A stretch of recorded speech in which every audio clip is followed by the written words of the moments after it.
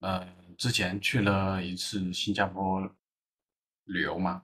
去了之后，我们拍了一个视频呢，那个视频里面说了一下坡县，然后就有很多网友说我这个不尊重新加坡呀，新加坡是一个独立的主权国家呀，说坡县是不是有点歧视这个新加坡小啊？其实我之前也并没有这个意思，我也没有想到就是这个说坡县有这么严重的一个事情，就是然后我还后来仔细去在网上搜了一下这个资料，就是坡县，然后发现还确实就是之前看那个联合早报说，在那个新加坡这个街道上调查，就是介不介意别人叫新加坡为坡县，其实还是有很多人介意的。然后我就意识到这个还确实是一个比较大的一个问题。在这里呢，就是对我之前说的这个坡线，叫新加坡这个坡线，这个无意中说的这个坡线，说一声抱歉，就是我没有其他的这个不好的这个意思，就是这个坡线我也是不知道是从哪里之前有听过这个词，然后就意外的这个词就已经就出现了，然后在新加坡走的时候，就突然间就蹦出来这个坡线。如果我知道这个坡线有这个不好或者不尊重，就不是一个好词的话，我就不会在这个视频里面展示出来了，也没必要就引起这个大家对这个视频的一个不好的这个印象。所以我开始是没有对这个新加坡有不尊重的。所以还请大家了解这个事情。其实刚开始的时候，就是有一些负面评论，就是我还有一点点紧张，就感觉好像冒犯到了很多人，其实是真的不太好意思，就是没有冒犯之意。然后刚开始也是商量着，就是说我要不要去回应，就是是不是就是让这些负面评论就晾在那里。因为我本来也没有这个对新加坡有不好的这个印象或者不好的这个宣传，就是说我既然没有做这个事情，我是不是就不用理会那些评论了？后来就发现，就是说也还是要解释一下，就是既然没有想过这样做，但是我的一些行为呢，可能让大家有一些误解，所以还是出来这个解释一下，就是啊，我们现在来看一看，就是当时我做的那个视频有哪些那个评价。嗯，这个就是我之前去那个新加坡的时候拍的，其实拍的这个视频，就是我是想记录一下我们的这个生活来着。然后呢，是在哪一个地方来，就是说了一下这个新加坡这个坡县两个字，看看人家的电动车一样，就是我当到了新加坡小县城，看见没？这叫坡县，走吧，往左转。就这里我刚开始是看到，就是这个地方确实是，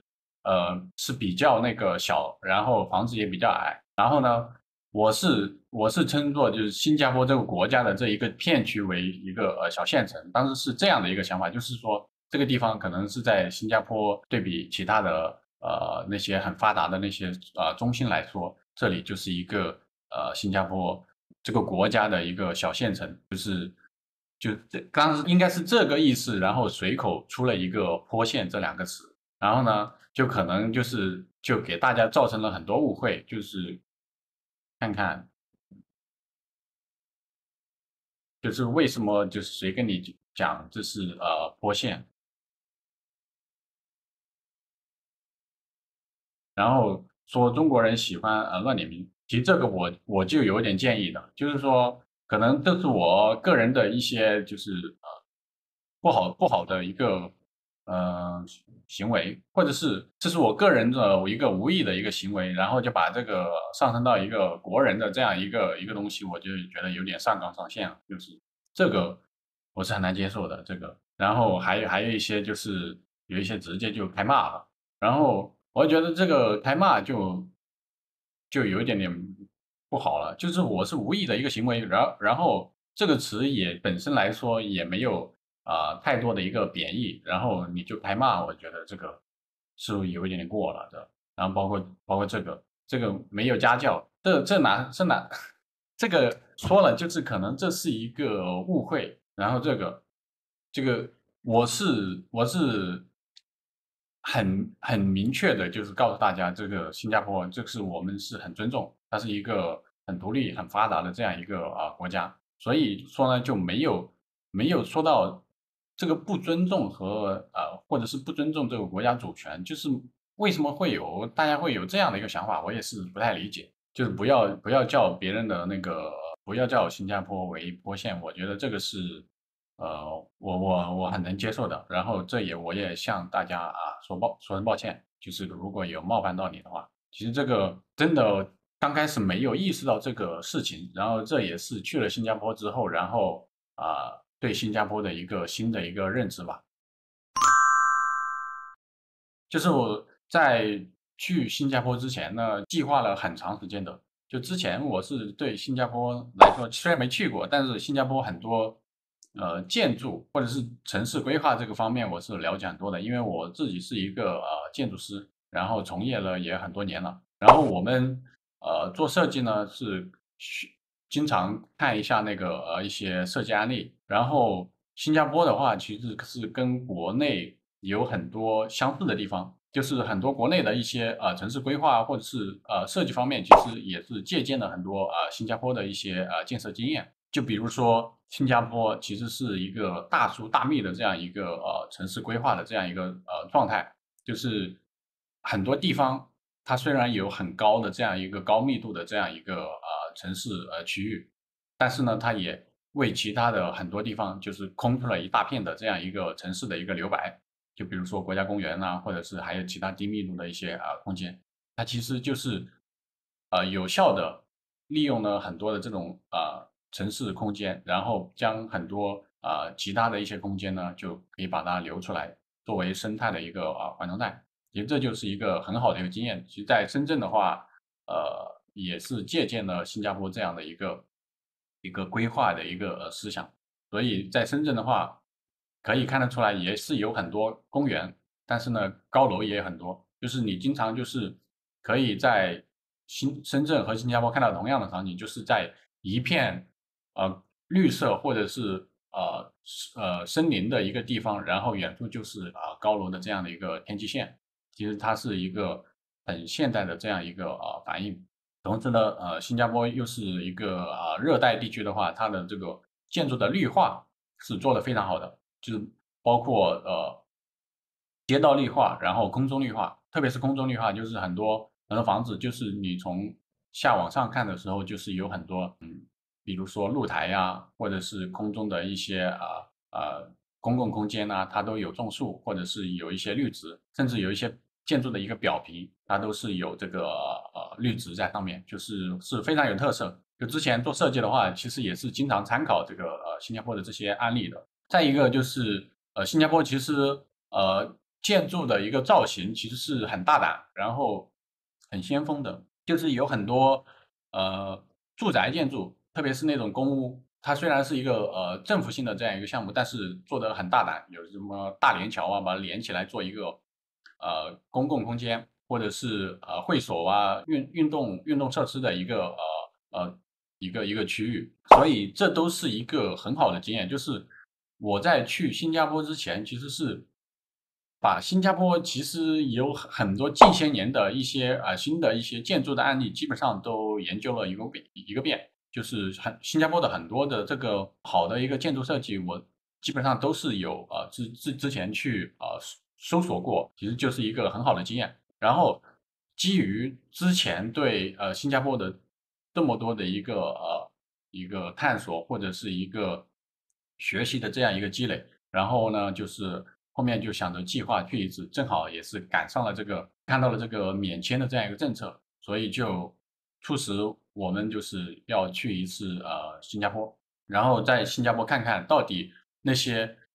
建筑跟我之前在网上搜索的这个有什么样的不一样？就是平时在网上看一下这个地图呀，然后看一下这个街景啊，然后这次有机会去新加坡，然后实地感受一下，也是给了我一些不一样的一个感受吧。就是去到新加坡，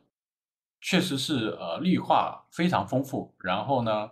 整个城市也很干净，然后是一个很